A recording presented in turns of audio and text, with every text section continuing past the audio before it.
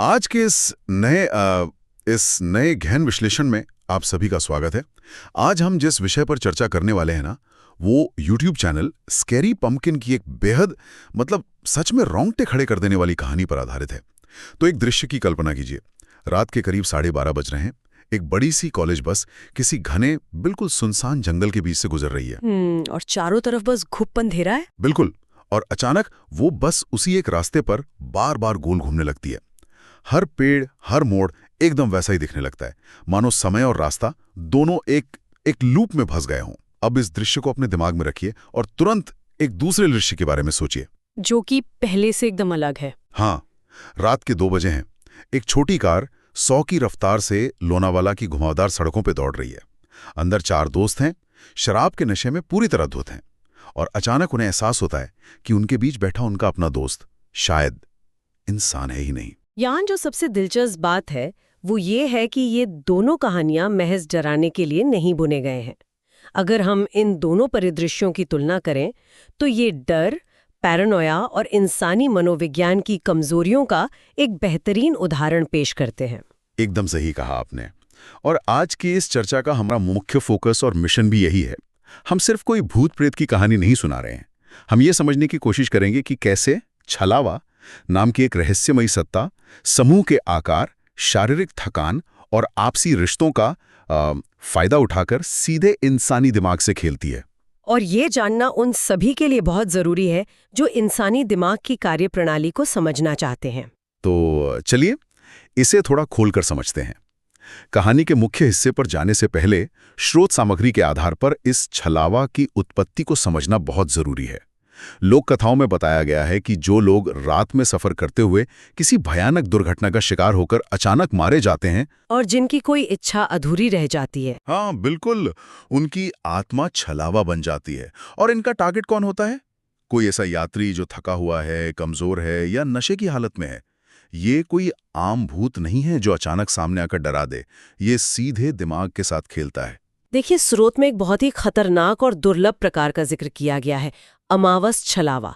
ये सत्ता सिर्फ डराने तक सीमित नहीं रहती, ये बहुत ही रणनीतिक तरीके से काम करती है। इसका कोई पैटर्न होता है? बिल्कुल। अमावस छलावा सबसे पहले किसी समूह के सबसे कमजोर या डरे हुए व्यक्ति को अपना खौफनाक रूप दिखाता है, उसे डर के मारे मौत के घाट उतार देता है और फिर तुरंत उस मृत व्यक्ति के शरीर पर कब्जा कर लेता है। शरीर पर कब्जा करने के बाद वो बिल्कुल एक जिंदा इंसान की तरह व्यवहार करता है और बाकी लोगों के बीच आसानी से छिप जाता है। लेकिन एक सवाल मेरे दिमाग में आ रहा है। अगर ये अमावस छलावा इतना ही ताकतवर है तो ये सीधे तौर पर सबको एक एक करके मार क्यों नहीं देता? इतनी पेचीदा रणनीति क्यों? ये एक बहुत ही तार्किक सवाल है। असल में इसका मुख्य हथियार कोई अलौकिक शक्ति नहीं है। इसका सबसे बड़ा हथियार है भ्रम और डर। ये सीधे किसी को नहीं मारता, क्योंकि डर से पैदा होने वाली ऊर्जा ही इसकी खुराक है। ये लोगों को आपस में लड़ाता है, उनके अंदर ऐसा अविश्वास पैदा करता है कि वे खुद ही एक दूसरे की जान ले लें। बाप रे, ये तो पूरी तरह से एक मनोवैज्ञानिक युद्ध है। और यही खौफनाक युद्ध हमें हमारे पहले परिदृश्य में बहुत ही स्पष्ट रूप से देखने को मिलता है। जरा उस बस वाले परिदृश्य को देखिए। एक बस है जो कोल्हापुर से धाराशिव जा रही है। दिन भर की ट्रिप के बाद बस में बैठे सभी छात्र और शिक्षक, जैसे विकास सर और सुशील सर, बुरी तरह थके हुए हैं। और वो अनुभवहीन लेकिन भरोसेमंद ड्राइवर विजय मामा और प्यून पांडु मामा भी उसी थकान से जूझ रहे हैं। बिल्कुल, सब कुछ एकदम सामान्य चल रहा होता है कि तभी रात के अंधेरे में बस के सामने जंगली सूअरों का एक बड़ा सा झुंड आ जाता है। बस अचानक रुकती है और यहीं से छलावे का खेल शुरू हो जाता है। जंगली सूअरों का आना असल में वो पहला ट्रिगर था जिसने समूह के दिमाग को एक झटके में सतर्क और डरावा हुआ कर दिया। थकान से चूर दिमाग जब अचानक किसी सदमे का सामना करता है ना, तो वास्तविकता पर उसकी पकड़ कमजोर होने लगती है। सही बात है। और इसके बाद बस उसी जंगल के रास्ते पर गोल गोल घूमने लगती है। लेकिन जो चीज इस कहानी में सबसे ज्यादा डराती है वो है सुशील सर के साथ हुआ वाकया। छलावा उस बस को एक भ्रमित और रहस्यमयी गांव में ले जाता है। गांव का नाम बोरगांव है। और सबसे भयानक बात यह है कि असलियत में ये सुशील सर का ही अपना गांव है। सुशील सर वाला हिस्सा इस पूरी कहानी का सबसे भारी मनोवैज्ञानिक प्रहार है। स्रोत सामग्री में जिस तरह से उस दृश्य का वर्णन है वो सच में रोंगटे खड़े कर देता है। सुशील सर को दिखाया जाता है कि उनके ही परिवार की, उनकी पत्नी, उनके बच्चों और बूढ़े माता पिता की कटी हुई लाशें वहां पड़ी हैं। और खून से लथपथ हैं वो लाशें। हाँ, और वहां मौजूद एक भ्रमित भीड़, जिसमें एक आंख वाला भयानक बूढ़ा आदमी भी शामिल है, सुशील सर को घेर लेती है। वो बूढ़ा आदमी सुशील सर को मानसिक रूप से इतना तोड़ देता है कि वो खुद अपनी जान देने के लिए तैयार हो जाते हैं। उस भीड़ द्वारा उनके दिमाग में ये बात बैठा दी जाती है कि उनकी पत्नी ने ही सबको मारा है और इस पूरी तबाही का कारण वो खुद है। ये सोचना भी सैरन पैदा करता है कि वो मानसिक प्रताड़ना कितनी भयानक रही होगी। हालांकि बस का ड्राइवर और पियून समय रहते उन्हें उस भ्रमित चाकू से खुदकुशी करने से रोक लेते हैं और किसी तरह बस में वापस खींच लाते हैं, लेकिन वो भ्रमित भीड़ बस पर हमला कर देती है और अंत में सुशील सर मारे जाते हैं। और इसके बाद बस के अंदर जो माहौल बनता है वो भीषण मानसिक अविश्वास यानी पैरानोया का चरम है। यहाँ से कहानी पूरी तरह से समूह मनोविज्ञान पर केंद्रित हो जाती है। जब किसी बड़े समूह में एक खौफनाक हत्या हो जाती है और बाहर निकलने का कोई रास्ता नहीं होता, तो अविश्वास जंगल की आग की तरह फैलता है। और छलावा इसी बात का इंतजार कर रहा था। बस में एक अकेला रहने वाला छात्र था, श्याम। वह डरावने माहौल के कारण पहले से ही हार्ट फेल होने से मर चुका था। अमावस छलावा उस मृत श्याम के शरीर में घुस चुका था। अब ये छलावा रूपी श्याम पूरी बस में अविश्वास का बीज बोना शुरू करता है। वो बहुत ही चालाकी से श्रीकांत नाम के एक दूसरे छात्र पर छलावा होने का झूठा इल्जाम लगा देता है। वो चीख चीख कर कहता है कि श्रीकांत ही छलावा है और यही सबको मार देगा। ये भीड़ की कमजोरी का सबसे सटीक उदाहरण है। जब समूह बड़ा होता है ना, तो कोई भी तार्किक रूप से चीजों को नहीं जांचता। बस के अंदर दहशत का माहौल इतना गहरा है कि हर कोई एक दूसरे को शक की निगाह से देख रहा है। बिल्कुल। छलावे ने सीधे तौर पर विकास सर या ड्राइवर को नहीं मारा, उसने बस के लोगों के दिमाग को इस कदर भ्रमित कर दिया कि वो आपस में ही खूनी खेल खेलने लगे। पियून पांडु मामा, जो असल में श्रीकांत का सगा मामा था, वह अपने भतीजे को बचाने के अंधे जुनून में विकास सर के सिर पर लोहे की भारी रॉड मार देता है। इसके बाद ड्राइवर और प्यून आपस में भिड़ जाते हैं। हाथापाई में प्यून कांच के एक टुकड़े से ड्राइवर की जान ले लेता है।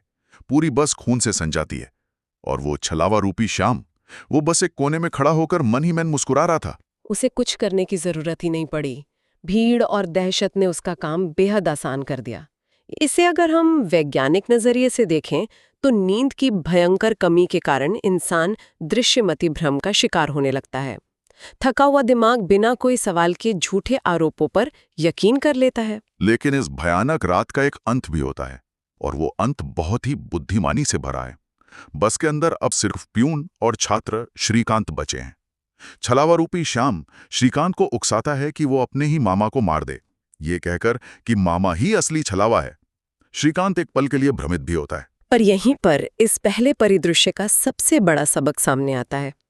उस भयंकर दबाव वाले क्षण में भी श्रीकांत का दिमाग एक छोटी सी तथ्यात्मक गलती को पकड़ लेता है। जी हाँ, श्रीकांत को अचानक याद आता है कि कुछ देर पहले इसी श्याम ने कहा था कि श्रीकांत के मामा की एक ट्रैवल एजेंसी है, जबकि असलियत में उसके मामा तो कॉलेज के बाहर गोलगप्पे का ठेला लगाते हैं। ये एक बहुत ही छोटी सी लेकिन बेहद महत्वपूर्ण जानकारी थी।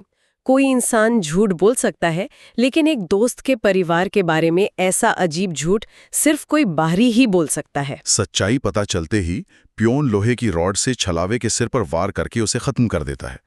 स्रोत के अनुसार सूरज उगने से पहले ही छलावे को हरा देना एक बहुत ही दुर्लभ घटना है। इस जीत का एकमात्र कारण था सही समय पर तर्क का इस्तेमाल करना, और यही वो बिंदु है जो एक शानदार वैचारिक पुल का निर्माण करता है, जो हमें हमारे दूसरे परिदृश्य की ओर ले जाता है।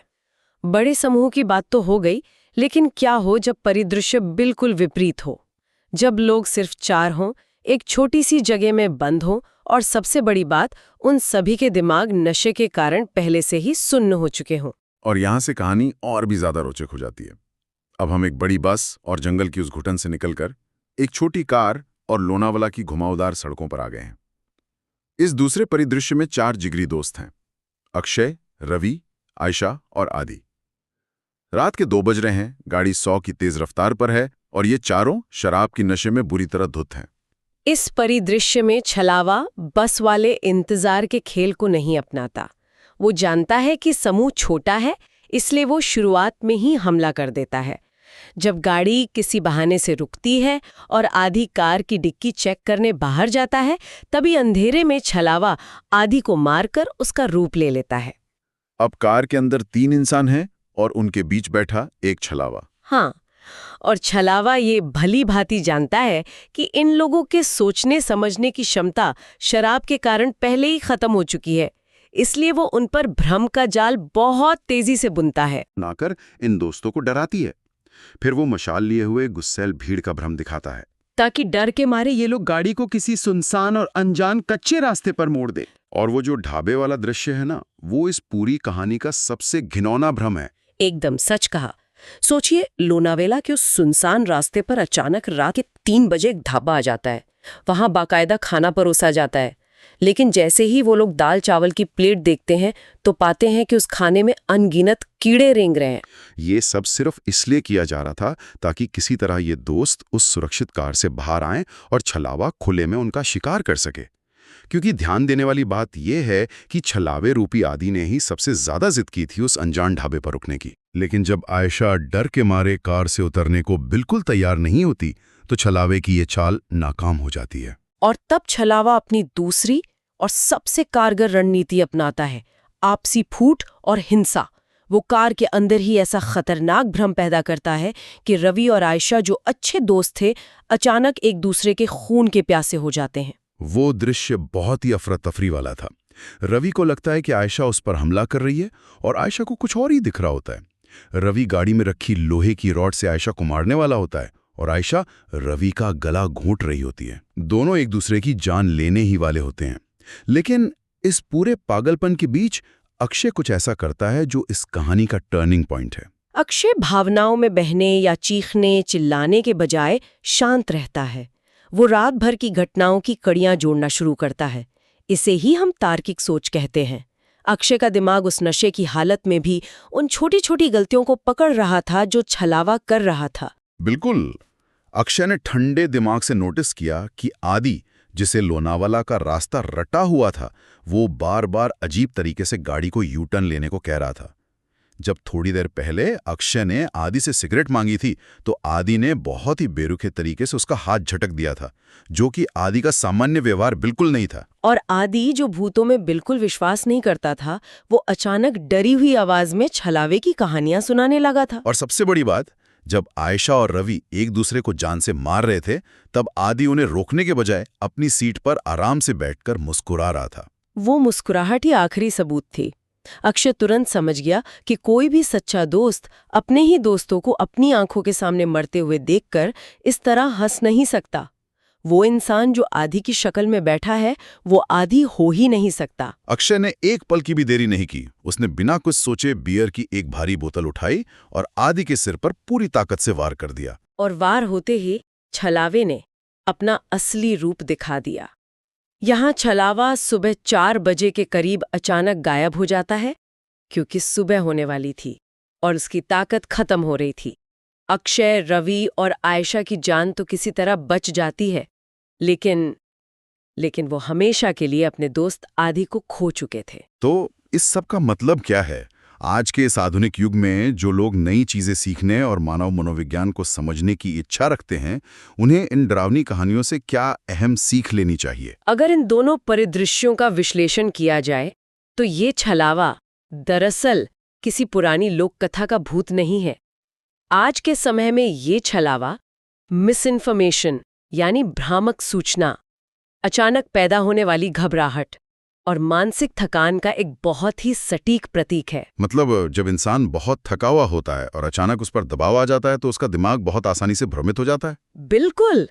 छलावे ने दोनों कहानियों में यही तो किया। उसने बस में लोगों की थकान का और कार में उनके नशे का पूरा फायदा उठाया। इसका सीधा सा अर्थ ये है कि असली खतरा बाहर का कोई अलौकिक भूत नहीं है। असली खतरा हमारी अपनी वो मनोवैज्ञानिक कमजोरियां हैं, जहां हम डर और पैनिक के कारण अपनों पर ही शक करने लगते हैं। बाहर की ताकत तभी हावी होती है जब अंदर का विश्वास टूटता है। ये बात 100% की सच है।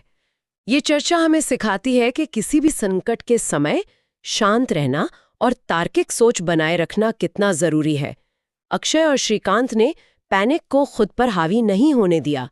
जब हर तरफ से गलत सूचनाएं आ रही हों, तब अपनी तार्किक सोच को जिंदा रखना ही इंसान को बचा सकता है।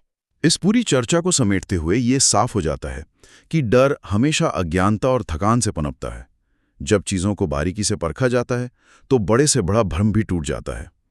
अब आज के इस सफ़र को समाप्त करने से पहले एक ऐसा विचार सामने रखना बहुत ज़रूरी है जिस पर शायद तुरंत ध्यान नहीं जाता। मैं सुन रही हूँ।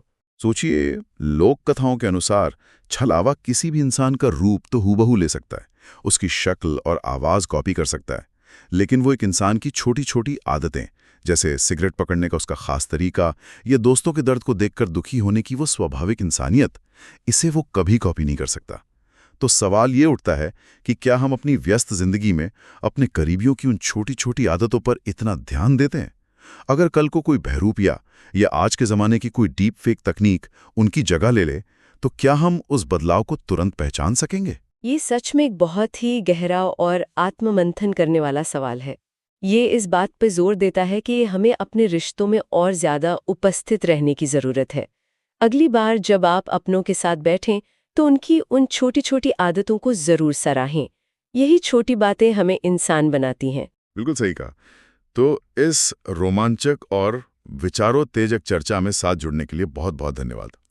ज्ञान बढ़ाते रहिए, चीज़ों को तर्क की कसौटी पर कसते रहिए और सबसे अहम बात, सुरक्षित रहिए। मिलते हैं अगली ऐसी ही किसी गहरी चर्चा में।